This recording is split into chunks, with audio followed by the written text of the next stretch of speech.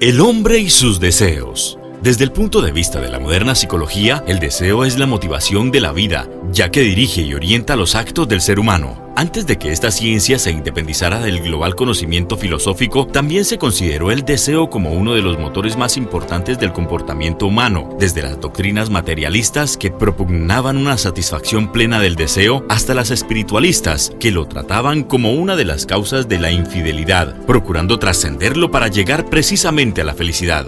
Pero hablar de deseo implica connotaciones muy amplias. Nuestro cuerpo tiene deseos, apetitos necesarios para la vida. Nuestra psique tiene también deseos de afecto, por ejemplo, y nuestra mente desea conocer, pensar.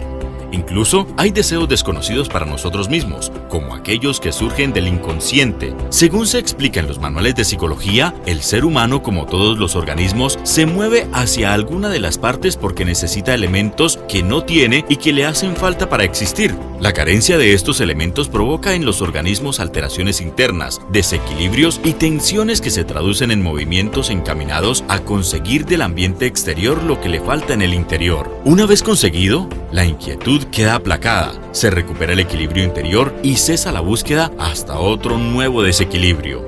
El placer es la gratificación a ese esfuerzo. El deseo provendría, según esta explicación, de una carencia, de una necesidad de equilibrio y completura, y el placer sería el estado de satisfacción ante el restablecimiento del equilibrio o incompletura. Todo este proceso se movería en un círculo cerrado, un círculo que, en el momento en el que se acaba, comienza de nuevo en un continuo rotar.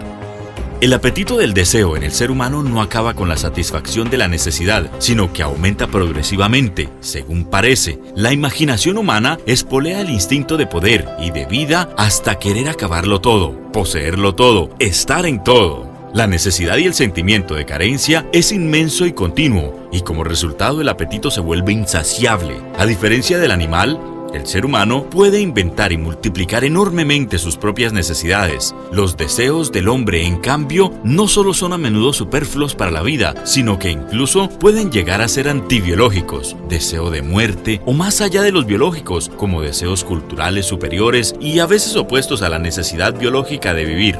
Así pues, los conceptos biológicos de necesidad y lucha por la vida, tan caros como la psicología conductista contemporánea, han de aplicarse con suma cautela en el campo de las motivaciones humanas. El ser humano comparte, sí, muchas necesidades con los animales, pero puede renunciar a muchas de ellas. Entre las necesidades animales y los deseos humanos hay una notable diferencia. Nuestras necesidades no son del todo necesarias. Además, existen en el ser humano deseos que superan con mucho lo biológico, por la realización de un valor estético, intelectual y religioso. El ser humano es capaz de sacrificarlo todo, incluso su propia vida. En síntesis, hay dos características que podríamos destacar dentro del deseo humano: el crecimiento continuo de sus necesidades y la existencia de deseos que trascienden lo biológico. El deseo se refiere al punto de vista del placer que implica satisfacerlo. Cuando en lugar de fijar la atención en la necesidad, ponemos la mira fundamental en el placer, nuestros actos quedan disociados de la necesidad que los causara. Así se crean necesidades que son verdaderamente artificiales, como comer cuando estamos saciados o incitar artificialmente el deseo sexual por la pornografía. Esto llega a crear una adicción enfermiza para la psique y el cuerpo, convirtiendo en una función normal el deseo en vicio. En lugar de conservar la vida, el deseo viciado la destruye por exceso.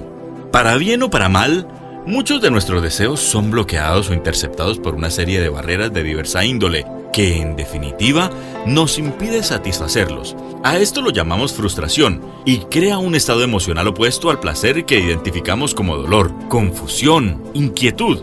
Lo resultante de la frustración no es la desaparición del deseo, sino su transformación. Generalmente toma la forma de agresividad. Esta agresividad no siempre está orientada hacia el obstáculo que impide la satisfacción, sino que suele derivarse por otras vías y dirigirse a otros objetivos, a veces sin relación con el obstáculo. Obviamente no se ha podido vencer dicho obstáculo, que a veces es muy poderoso o desconocido, incluso por lo que la agresividad se desvía. Dicha agresividad, como forma de deseo encubierto, suele producir situaciones muy conflictivas en las relaciones humanas, que aumentan los motivos de frustración.